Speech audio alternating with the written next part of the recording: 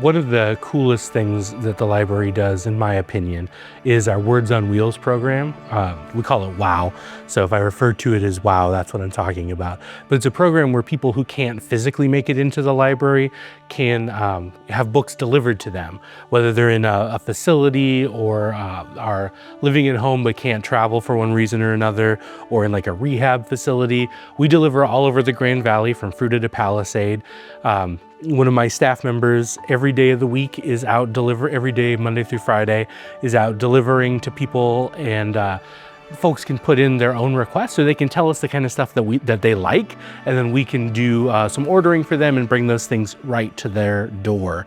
And I think that's really cool. It's a program that I hope still exists when I'm in a position to take advantage of it. I think it's really valuable. I think it's phenomenal. And I've made some so I used to do deliveries in previous role here, and I made some really cool connections with people that, again, I would not have met if it weren't for that program. My mom and I even went for a Thanksgiving dinner with one of my Words on Wheels patrons out in rural Palisade. We brought her food so that she would have someone to hang out with, and she was very cool. And so for me, it's when the library is able to make those connections or able to facilitate people making those connections. And I think Words on Wheels is a really great way of doing that. So that's one of the services that I don't know if everybody knows about, but I wish they did. And I call us and sign up for it. We would love to add people to that service. So it's really fantastic. You know, we didn't talk about one of my favorite programs, which is the Toastmaster Youth Leadership, because we became partners like 10 years ago on that. And they had been so supportive by allowing us to have the youth library staff come in and talk about resources and how to use those resources and how to look up things.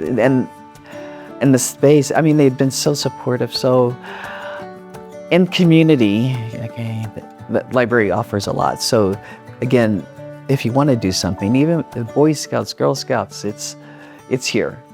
But then we have some special things at the library, like Culture Fest, where we have this special day where we celebrate the cultures of this community.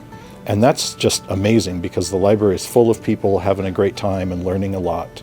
And also Comic-Con, where we have this great event where people who are fans of all things nerdy and awesome get to come together and celebrate their interest in pop culture things and comic books and everything like that. And that really makes me feel connected to the community as well. I think their libraries are important because they have so much more than just books, that there's programming, from little kids all the way up to adults, that you can go become educated about things and go to presentations, take your kids to Storytime, or just have a nice place to hang out. They fill so many niches. Well, I'm kind of partial, but I like most of the fact that they have a dog years program, which I've never seen anywhere else in the country, the cities I've been to. And the concept behind the dog years is that we have therapy dog teams meet once a month at different branches. And so every branch gets a chance once a month for kids to come in, and under no pressure from adults or peer pressure from other kids, they get to sit down with a therapy dog and read. And it is just so rewarding to kind of see kids come in and just feel so relaxed, sit down with the dog and just start reading like that's their best buddy. My favorite thing about Mesa County Libraries is really difficult to say because we do so much and there's so many things I enjoy. If I want to go at it from kind of a self-promoting place, it's our story times. I think they're wonderful. I think it's a great place for parents and caregivers to meet up and to make friendships. I think it's a great place for, the youngest members of our community to really connect with others and find that third space from early on. From a personal standpoint, I think it's our Comic-Con. I have told so many people about our annual convention. It happens every year and it's so much fun. I remember I went to get my hair cut once and I ended up telling the entire barbershop all about our convention. They're like, we have a convention in town? I'm like, yeah, absolutely. And we do this and this. And by the end of it, I think I had convinced 3/4 of the people there to go see Comic-Con. For me, the Dog Ears program is so rewarding because, for two reasons. One, it's so enjoyable to see the parents bring their kids in and show that they're care about their children enough to get them involved with reading more. And then at the same time, it's rewarding for us personally because we get to help them, to enjoy that concept. And then Duke is he loves people so much, he especially likes kids. So for him, yeah, I know. He gets to play with the kids a little bit, and then at the same time he'll sit down there. Although he's very active, he knows when it's time to work, if you will. So he will sit down and be very calm with the kids, and they can spend as much time as they want with him. And he's a very good listener. Are you a good listener, Duke? What? You want a treat later? How about you want to go play somewhere? We can go do that too later if you want. Okay. So